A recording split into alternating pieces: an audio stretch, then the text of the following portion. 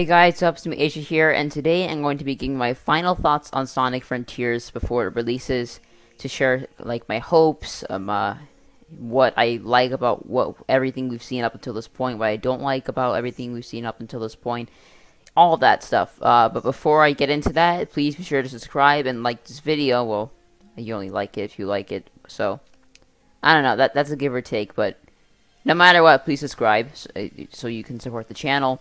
We are trying to reach our end goal of 1,000 subscribers so I can monetize and, make better videos and, all that good stuff. So just be sure to do that, and without further ado, let's get started.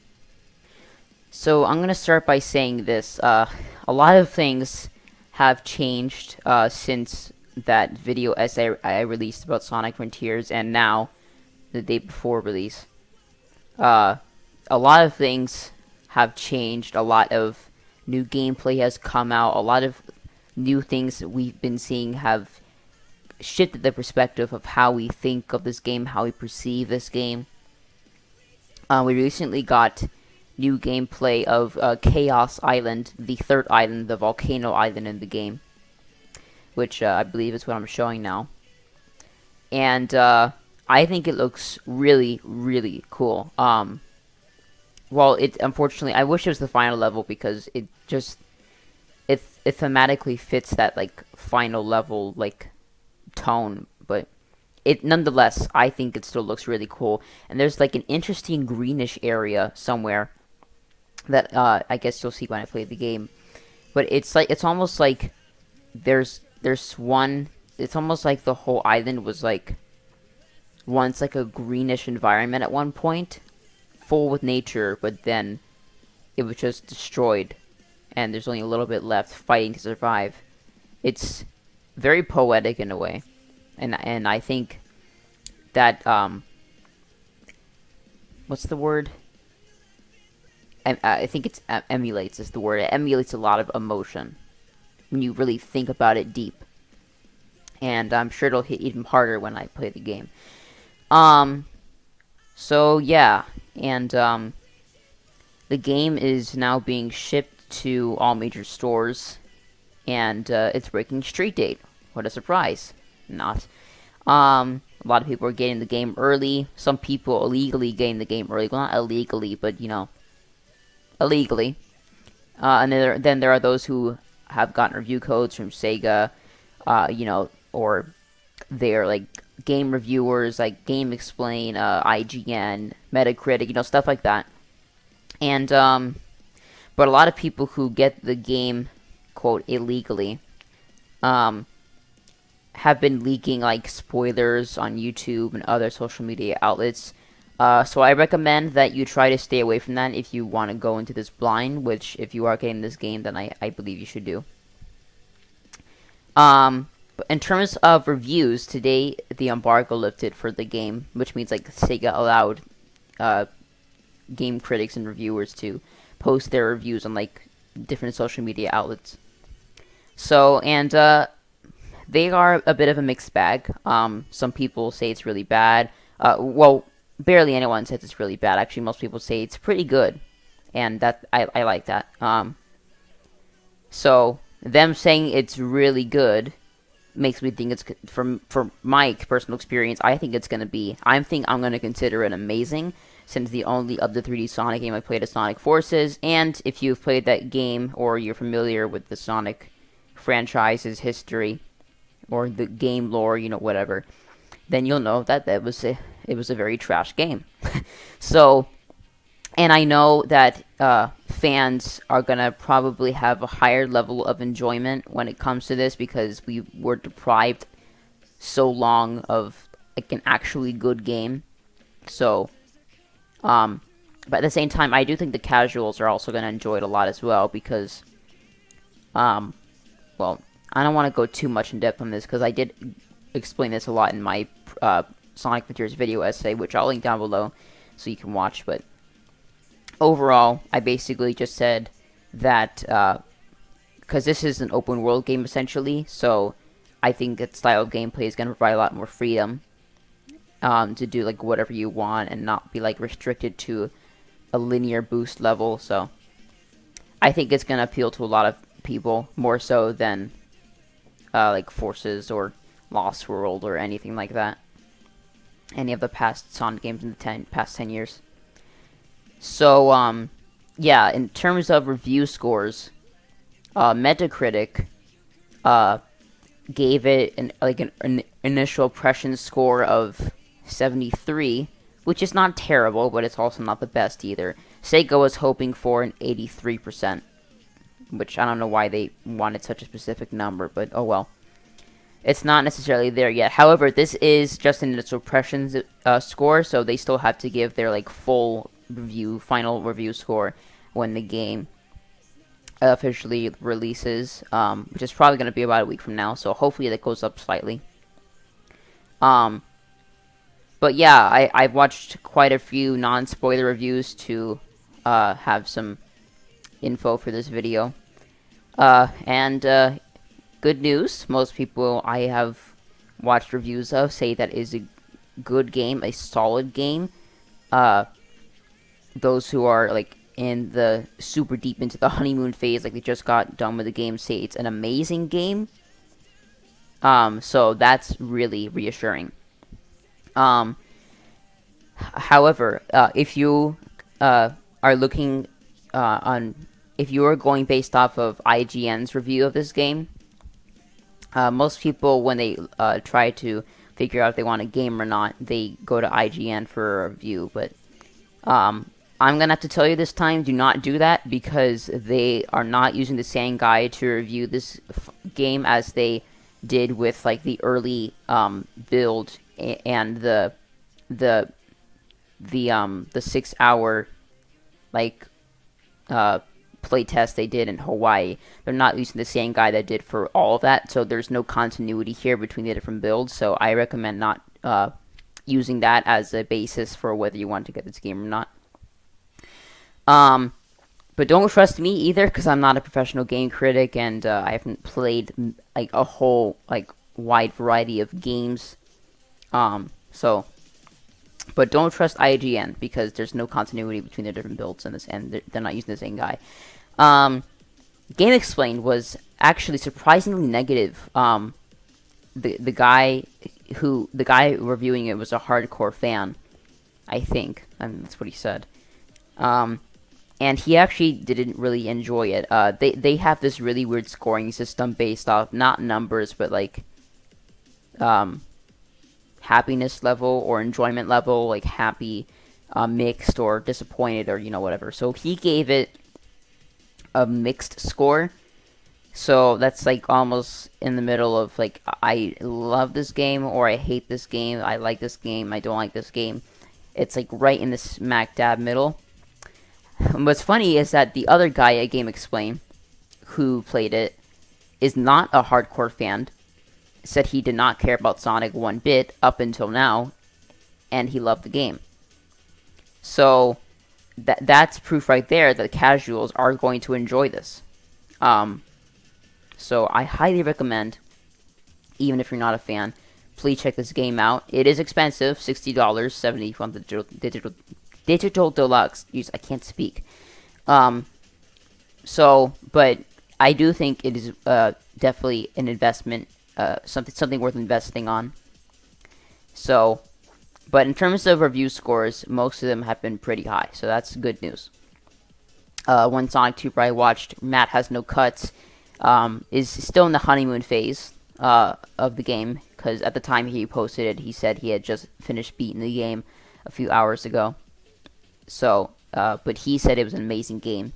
So, anyway, let's move on to our next topic.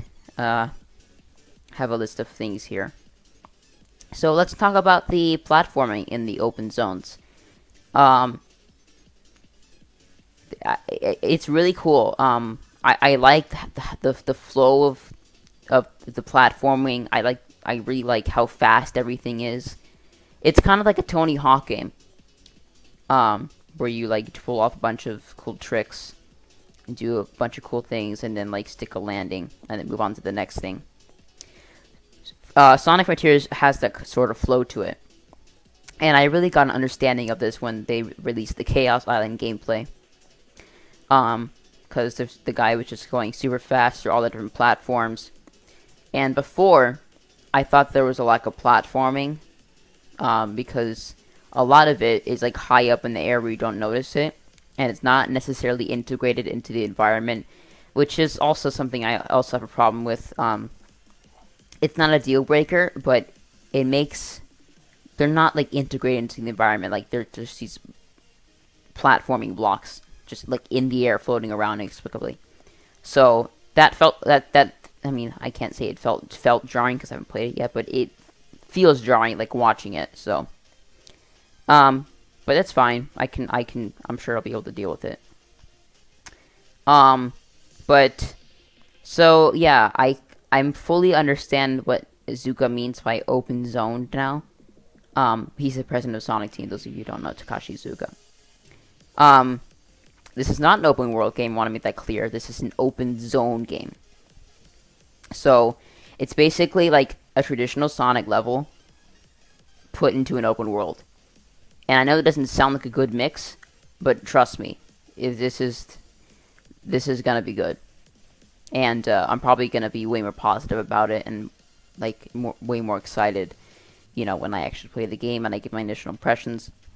But yeah, and you can trust me because I have watched people with their non-spoiler reviews, both fans and non-fans, who all say that the platforming was really fun to like pull off a bunch of tricks and then, go from one platforming section into another platforming section really fast. So yeah, it's fast and it's flowy. It's very well paced. So that's a good thing. I just wish it was built more into the natural environment, like the world. Like maybe the rocks would have been some of the platforms and stuff like that. But it's not a deal breaker, so I can live with it. However, most people say that the gameplay loop is very repetitive. Because you have to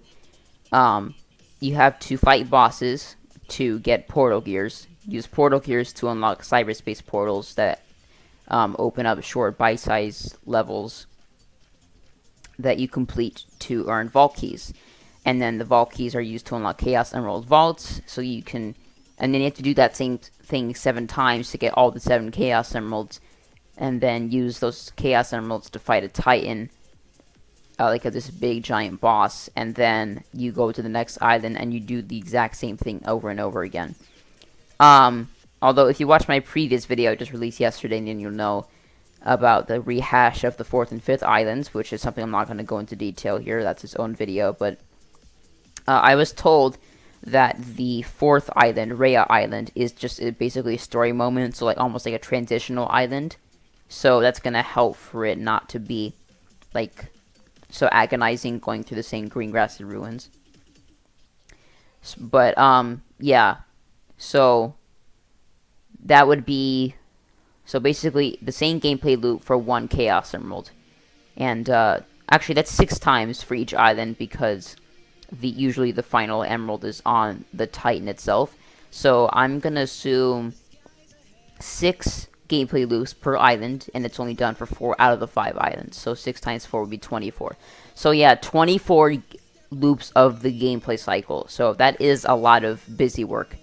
And that's where that's a big point of contention for a lot of people, but they all said that the islands were different enough, except for the last 2, for them to really enjoy it. So that's promising.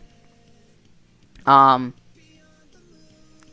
yeah, and another problem is the difficulty. The bosses, well, I haven't played them myself. A lot of people have said that they're really easy. And especially from me watching the gameplay, I can tell you that, yeah, these bosses are unfortunately kind of easy. Everything is basically easy. The whole gameplay loop doesn't have much of a challenge, at least if you're a fan. If you're like a casual player, then yeah, there will be a little more challenge here, but not as much as I was hoping for. But it's fine. I've been out of the loop with like gaming for a long time, with school and everything, so this is gonna feel really fresh to me, and I'm sure I'm gonna have a good time. But yeah, if you're like an experienced gamer, this isn't gonna be too much of a challenge for you. It'll be kind of easy. But I'm sure it'll be enjoyable. Because everyone says that it's a fun loop to repeatedly do, and the items are so different that they can enjoy it. So that's a good thing. That's promising. But yeah, a lot of busy work, but not a deal breaker. A lot of the marketing and new footage we've been seeing lately has been showing more and more enemy variety, different bosses. A lot of them have been utilizing some of the combat moves, which look very flashy. And yeah, the combat, it looks really fun. I'm excited to use it because it looks really cool. It's like directly pulled from like Dragon Ball Z, because Sonic is very Dragon Ball Z inspired with like Super Sonic. You know, he's like turns yellow, golden, and becomes like really powerful. So yeah, the enemies look like they get progressively harder, so that's a good thing to accommodate for the easy challenge. But Sonic also becomes more powerful as the game goes on as well, so it kind of like evens the difficulty a little bit throughout the whole thing, even if the enemies do get harder. Unfortunately, a lot of people say that the bosses on the first island, Kronos, are the best. But that's fine. I'm sure I'm still gonna have a blast. There are so many different moves to unlock and utilize against enemies. So I'm excited for that. However, the difficulty goes down even more because if you watch my Sonic Frontiers video essay, you'll know about the side loop move, which is a move where you can like trace, like leave a trail of light behind you. You can like draw a circle around different things to unlock cool effects and stuff like that, and find collectibles. And it can also be used in combat, which is something I'm gonna have a fun time doing. However, if you're in the middle of a boss and you're about to die, you can just use a side loop on the ground and get more rings. Because the thing about Sonic is he's virtually invincible to touch damage. Like, if he gets hit, then he'll just drop his rings. So as long as he picks up those rings, then he'll still be fine. As long as he has at least one ring, he can survive. So, and the thing with, like, most Sonic bosses is the anxiety of getting your getting your rings knocked out of you, and then not being able to pick them back up because maybe they like fall off the platform or something like that. And you try to be able to beat the boss with 0 rings. I can tell you from personal experience, there have been plenty of bosses I fought in different Sonic games, mostly the classics, but that I like lose my rings, not to try to fight them with 0 rings. That anxiety is taken away here, because you can just like side loop and then get more rings, and it's already easy to get the rings you dropped previously. So this is also a problem because of the new power boost ability, which you can get by getting enough rings to fill your max capacity. You like become like blue and electrified, like the movie Sonic. And you know, people can just like spam the side loop on the ground again and again and again, and then get the power boost immediately. So there's like, doesn't feel like rewarding when you do that. So I mean, I'm sure it's gonna be really epic visually, but in conclusion, the side loop ability is very overpowered. I'm probably not going to use it for the purpose of getting rings, unless like I'm at a boss where like if I die, then I'm going to be sent back like way far back, or something like that. But only in the most dire circumstances will I maybe use it, but probably not. Okay, so done with that topic. So back to the difficulty aspect of things, I believe that Sonic Team has met their goal, because their main goal with this game was to appeal to casual players, not necessarily the fans, although it has a great deal. But yeah, a big problem with Sonic is like it's most of the games have been like centered towards the fans, and casuals don't really like it, so there's not as many people supporting the games. The games don't get as many sales. Games become lower quality, things like that. But now, like I was saying before, it's appealing to a lot of people on both sides of the spectrum. So I believe that Sonic Team has reached their goal of appealing to new fans and casuals, which is good because that means the game is going to get a lot of positive praise. So I'm happy for Sonic Team. This is a major win for them and 3D Sonic, who hasn't had a good run for a long time now. So our final topic here is the music.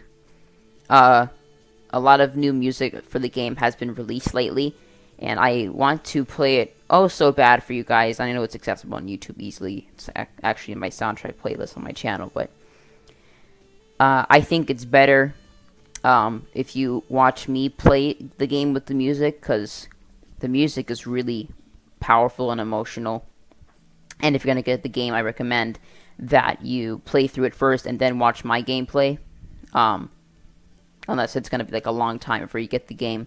Or if you don't really care that much, then that's fine. But the music is really good. We recently got the song for Kronos Island, which is essentially a remix of the Starfall Islands theme, which I finally finished recording my piano cover of, and I edited the video. It's like done. So that's going to be out tomorrow at 10 a.m. It's not going to be a premiere, so you can just click on it and watch it. So be sure to look at that. And they released a song for Ares Island, the second island in the game. It has a very Indian, Middle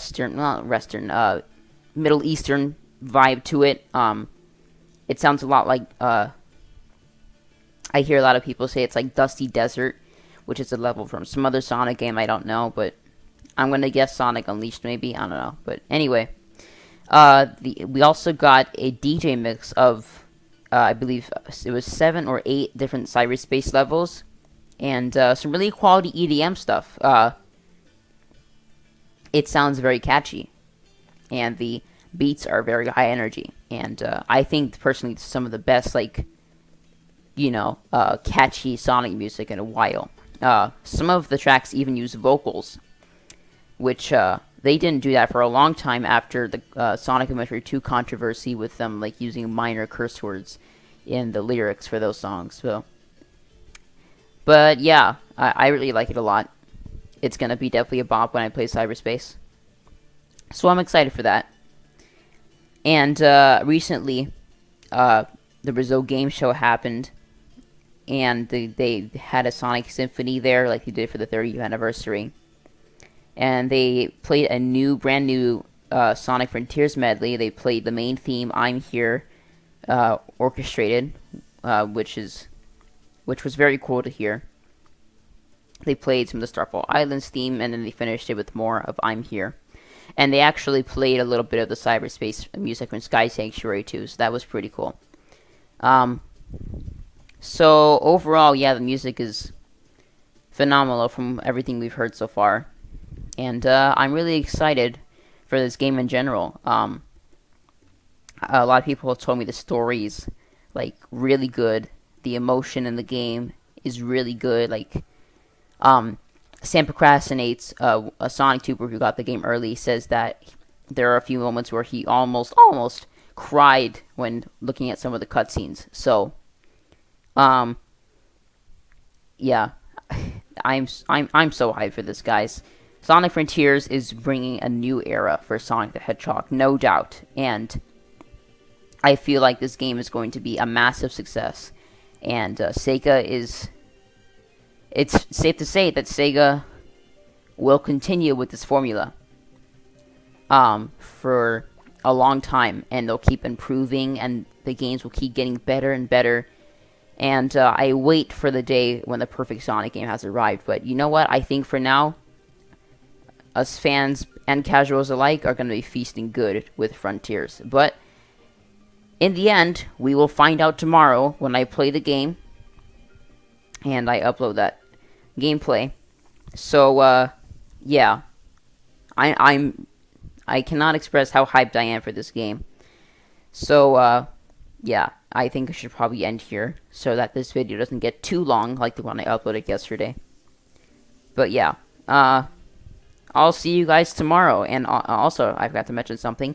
Today is the 5th anniversary of Sonic Forces, which most people consider the worst Sonic game of all time.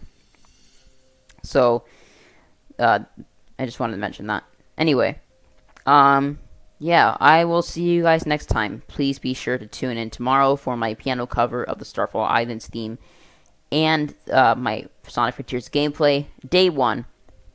And until then, I will see you guys when I see you.